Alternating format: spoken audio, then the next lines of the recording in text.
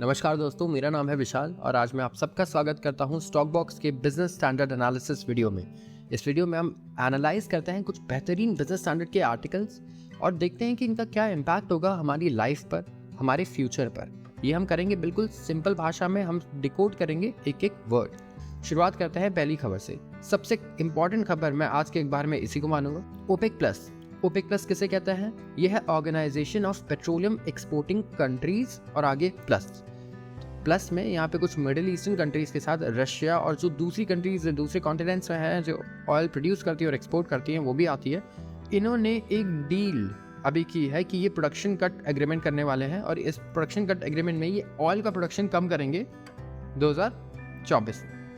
इन्होंने कोई further detail नहीं दी है कि कितना साइज ये कम करने वाले हैं, बट अभी फिलहाल इन्होंने 10 lakh barrel per day oil का प्रोडक्शन कम कर दिया। अब आते हैं मुद्दे पर, इससे आपकी लाइफ पे क्या फ़र्क पड़ने वाला है। देखिए, इंडिया इस वक्त अपना 90% जो है ऑयल जो हम यूज़ करते हैं, क्रूड ऑयल, उसे इंपोर्ट करता है, आयात करता है और इससे हमारा बहुत बड़ा इंपोर्ट बिल बैठता है यहाँ पर। अब इंपोर्ट बिल काफ़ी बड़ा आता है, वो हमें पे करना होता है डॉलर्स में, तो उससे हमें बहुत सारे डॉलर्स जो हैं वो बाय करने पड़ते हैं, हमारे रुपया भी उससे वीक होता है और इससे और भी काफ़ी ज़्यादा आप कह सकते हैं डिपेंडेंसीज हैं। जैसे कि सबसे इम्पॉर्टेंट कि हम एक नेचुरल रिसोर्स जो इतना इम्पॉर्टेंट है डेली मर्रा की ज़िंदगी के लिए, उसके लिए दूसरी कंट्री पे डिपेंड कर रहा है। लोगों पे क्या फ़र्क पड़ता है? आप जानते हैं कि अगर आज पेट्रोल और डीजल के दाम बढ़ते हैं तो हर चीज़ के जो प्राइस हैं, जो रेट्स हैं वो इंक्रीज़ होंगे, क्योंकि उनका कॉस्ट ऑफ प्रोडक्शन बढ़ेगा या तो कॉस्ट ऑफ ट्रांसपोर्टेशन बढ़ेगा। तो इस तरीके से हर एक इंसान की लाइफ पर इस ओपेक प्लस के डिसीजन से काफ़ी ज़्यादा फ़र्क पड़ेगा। क्या किसी को फ़ायदा होगा? जी हाँ, सबसे पहले तो ओपेक जो कंट्रीज़ हैं इनको ही फ़ायदा होगा सबसे ज़्यादा। लेकिन यहाँ पे मामला इतना सिंपल नहीं है, क्योंकि इंडिया इस वक्त मैक्सिमम आप कह सकते हैं जो सबसे बड़ा शेयर है ऑयल का वो रशिया से लेता है। अराउंड 46% के करीब अभी रिसेंटली कुछ डेज ऐसे थे जहाँ 46% हमने इम्पोर्ट किया रशिया से, जो हमें मिलता है $60 पर बैरल के प्राइस कैप पर। तो इससे इंडिया को क्या कुछ फ़र्क पड़ेगा या नहीं, हमें ये देखना होगा। क्यों? क्योंकि हम $60 पर ख़रीद रहे हैं और पेट्रोल अगर अभी 80-90 पहुंच जाता है तो हम कितना हमारा उससे बिल इंक्रीज़ होगा, क्योंकि हम आधा ऑयल तो रशिया से ही ख़रीद रहे हैं, तो हमें उससे काफ़ी फ़ायदा मिल रहा है इस वक्त रशिया से। तो ये एक थोड़ा सा कॉम्प्लेक्स इशू होगा, इसका आप कह सकते हैं इम्पैक्ट कैलकुलेट करना इंडियन इकॉनमी पर और इंडिया के लोगों पर। So let's see what happens. अभी प्रोडक्शन लेवल्स धीरे धीरे कट करना शुरू होंगे और जितनी भी ओपेक कंट्रीज़ हैं उन्होंने ये इसलिए मिलकर डिसाइड किया क्योंकि उन्हें ये लगता है। अब ये कैसे डिसीजंस लेती हैं ओपेक प्लस कि हमें प्रोडक्शन कट करना चाहिए या बढ़ाना चाहिए, ये देखती हैं, ये प्रिडिक्ट करती हैं कि हमारा फ्यूचर आउटलुक क्या है ग्लोबल इकोनॉमी का। अब अगर पूरी कंट्री, जितनी भी कंट्रीज़ हैं, कॉन्टिनेंट्स हैं, अगर ये ग्रो करेंगे इकोनॉमिकली तो वहाँ पे ऑफकोर्स क्रूड ऑयल और जितने भी नेचुरल रिसोर्स है उनकी डिमांड ज़्यादा बढ़ेगी, उनका यूज़ ज़्यादा होगा। तो वो ये कहते हैं कि जब यूज़ ज़्यादा होने वाला है फ्यूचर में तो हम बढ़ाएंगे। हमें लगता है कि जो फ्यूचर इकोनॉमिक आउटलुक है वो अभी भी ब्लीक है। हमें लगता है यूरोप नहीं ग्रो करने वाला अगले कुछ 1-2 सालों में अच्छे से, यूएस में भी कोई बहुत अच्छा ग्रोथ नहीं होना, रिकवरी नहीं आनी, और चाइना में भी ऐसा कुछ खास नहीं होना है, और दूसरे साउथ एशियन कंट्रीज़ में भी। तो वो ये बोलकर प्रोडक्शन को कट कर रहे हैं कि वो बहुत ज़्यादा ग्रोथ नहीं एक्सपेक्ट कर रहे हैं, तो उन्हें उसके हिसाब से, डिमांड के हिसाब से सप्लाई को एडजस्ट करना है। तो इस तरीके से उन्होंने ये डिसीजन लिया। इसके बाद आता है अगली खबर पर, यह है इलेक्ट्रिक व्हीकल स्टार्टअप्स के बारे में।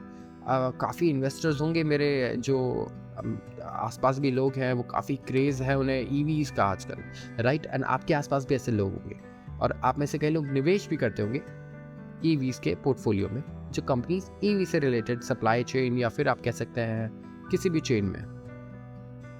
तो क्योंकि हमारी कंट्री का टारगेट है नेट ज़ीरो एमिशन वाली कंट्री बनना 2070 तक। स्टार्टअप्स हैं इंडियन क्लाइमेट टेक्नोलॉजी स्पेस में, स्पेशली देखें कि इलेक्ट्रिक व्हीकल स्पेस में उन्होंने अच्छा खासा इन्वेस्टमेंट अट्रैक्ट कर लिया है, जबकि फंडिंग अभी स्लो डाउन है। आप देखिए इंडिया में इस टाइम पे फंड रेज करना, अगर आपका स्टार्टअप है, it's not very easy.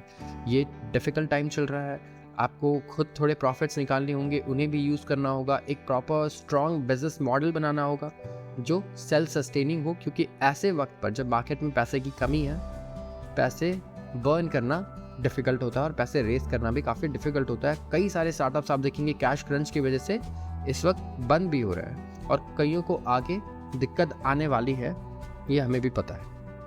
At present India में 970 होम ग्रोन इलेक्ट्रिक व्हीकल के स्टार्टअप्स हैं और ये ऑपरेशनल हैं, लेकिन सिर्फ एक यूनिकॉर्न स्टेटस है, ओला इलेक्ट्रिक। यूनिकॉर्न स्टेटस हम किसे बोलते हैं? जब कोई एक स्टार्टअप $1 बिलियन का मार्क क्रॉस कर लेता है। आप कह सकते हैं वैल्यूएशन 8,000 करोड़ से ऊपर, अगर आप अभी रुपये के टर्म्स में देखें। और अभी सिर्फ एक ही यूनिकॉर्न स्टार्टअप है स्पेस में, जबकि ये सबसे हॉटेस्ट सेक्टर बोलेंगे आप। अगले 10 साल अगर आप स्टॉक मार्केट की बात करते हैं या आप बात करते हैं प्राइवेट इक्विटी की, फंड्स की, इनके लिए ये हॉटेस्ट सेक्टर है इस वक्त। और फिर भी यहाँ सिर्फ एक ही यूनिकॉर्न स्टार्टअप है। तो हम एक्सपेक्ट करते हैं कि आगे और भी काफ़ी सारे यूनिकॉर्न स्टार्टअप्स यहाँ आएंगे, क्योंकि गवर्नमेंट की पॉलिसी सबसे पहले इन्हें इतना ज़्यादा सपोर्ट करती है। रही बात इन्वेस्टमेंट्स की, चाहे आप कहें कि सब्सिडीज़ की, टैक्सेशन रिलीफ मिलता है, हमें बेटर रिलीफ मिलता है अगर आप इंटरनल कंबशन इंजन वाली कार ले रहे हैं और इलेक्ट्रिक व्हीकल ले रहे हैं, दोनों में काफ़ी डिफरेंस है। जिस चीज़ को गवर्नमेंट इतना प्रमोट कर रही है, इसका इंफ्रास्ट्रक्चर बना रही है, वहाँ हमें कभी भी नज़रअंदाज नहीं करना चाहिए उस सेक्टर को। तो एक बहुत इंपॉर्टेंट सेक्टर रहने वाला है, इससे ये पता लगता है क्योंकि इंडिया क्लाइमेट चेंज को भी बहुत ज़्यादा सीरियसली ले रहा है। इंडिया जैसी कंट्रीज़ जो डेवलपिंग कंट्रीज़ हैं, उनका आप देखें कि उन्हें काफ़ी नुकसान पहुंचता है क्लाइमेट चेंज की वजह से। टेम्परेचर बढ़ने की वजह से आप हमारे क्रॉप्स देखें ख़राब हो जाते हैं, इसकी वजह से कई लोग पॉवर्टी में भी आ जाते हैं, आप ये देखें।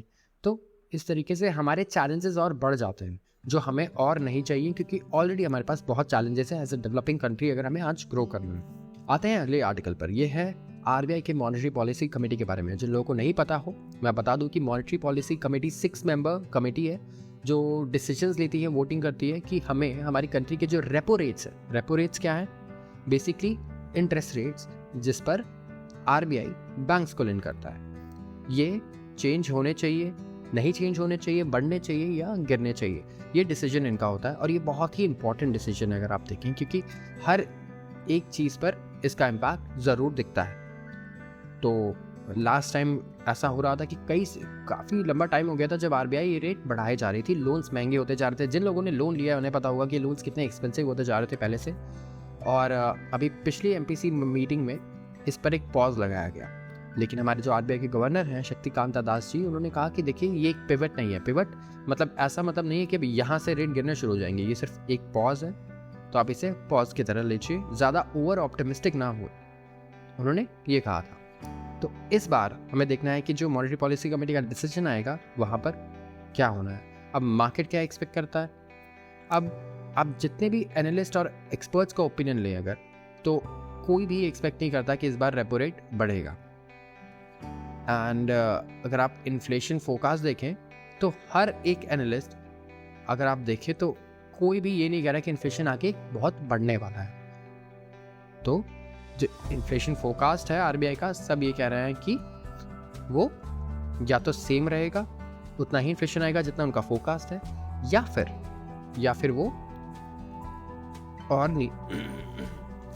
वो और नीचे जा सकता है। वैसे ही अगर आप ग्रोथ फोरकास्ट देखें, अलग अलग फोरकास्ट हैं जो आपको देखना चाहिए, क्योंकि वोटिंग होती है जैसे एक्सपर्ट्स की, तो वहाँ पर वो अपनी राय देते हैं। आप देख सकते हैं कि जो मैक्सिमम एक्सपर्ट्स हैं वो क्या सोच रहे हैं आगे इकोनॉमी के बारे में। तो अगर रेपो रेट नहीं बढ़ता है तो ठीक है, अगर ये गिरता है तो ये बहुत ही बढ़िया खबर होगी उन लोगों के लिए जिनके पास लोन्स हैं, उन बिजनेसेस के लिए जिनके पास लोन्स हैं, उनके प्रॉफिट ऑलरेडी बढ़ जाएंगे क्योंकि उनका इंटरेस्ट का जो खर्चा है वो कम हो जाएगा।